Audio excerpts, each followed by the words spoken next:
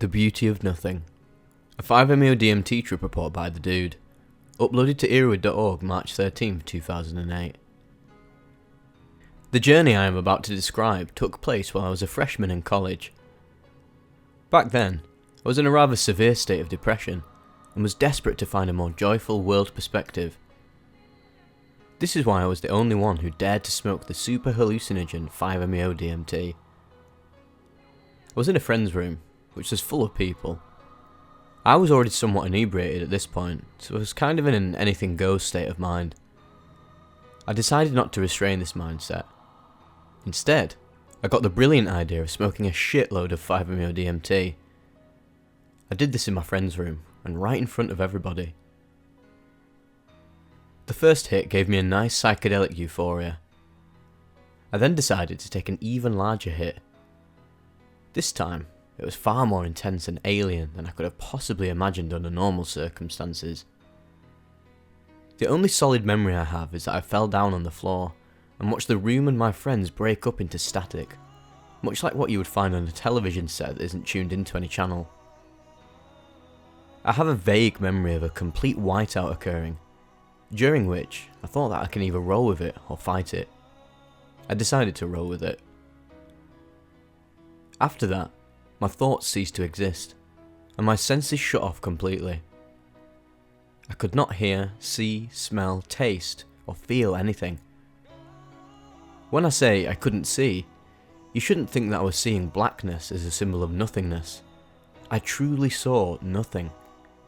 I ceased to have any memory of that sense. It was much like what a lifelong blind person would see. Nothing.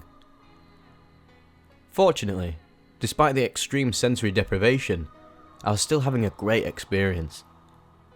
It almost seemed like I had a sixth sense that I could only access while on 5-MeO DMT. I entered a state of infinite bliss that was so incredible that it seemed totally impossible. I imagine that what I experienced is much like what the Buddhists seek, Nibbana or Nirvana.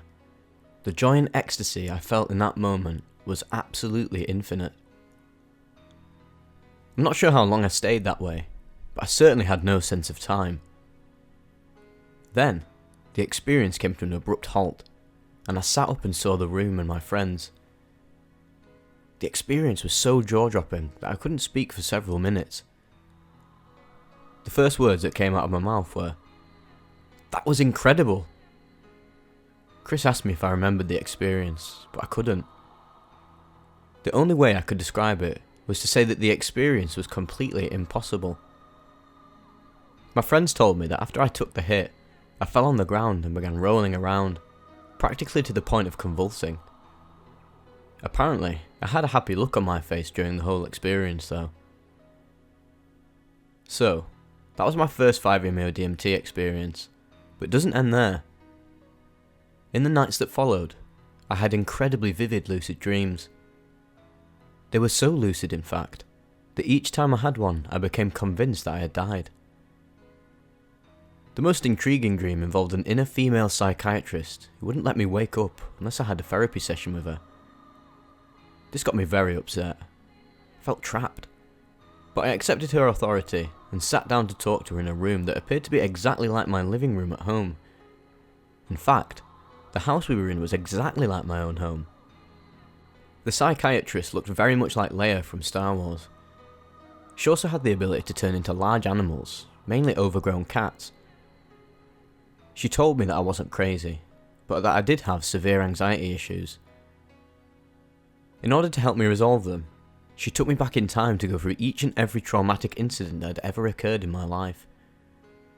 I was actually put directly into those situations and was able to change the outcomes. After that was done, we visited the kitchen where I got to meet myself as an old man. His name was Old Age. We talked for a bit, but then I woke up right in the middle of our conversation. When I awoke, I felt like a great weight had been lifted off my shoulders. I usually have trouble getting up. This time though, I had no trouble whatsoever. I felt completely energized. I also felt relieved that I was still alive. Unfortunately, I felt that the dream had ended too abruptly. Felt like I still had work to do. and I was sure that I'd go back there the next time I fell asleep. To my dismay, it was never to be. Still, I consider myself quite lucky to have had these experiences in the first place. I honestly think that the experiences that I went through helped me to become a better person. These life-altering memories will stay with me till the day I die. It's a good indication that death is not final, and therefore should not be feared. If it wasn't for these experiences, I'm sure that I would have become an atheist. Now, that can never happen. After these experiences, my belief in God has become intrinsic and intractable. My fear of life and death have been overcome completely.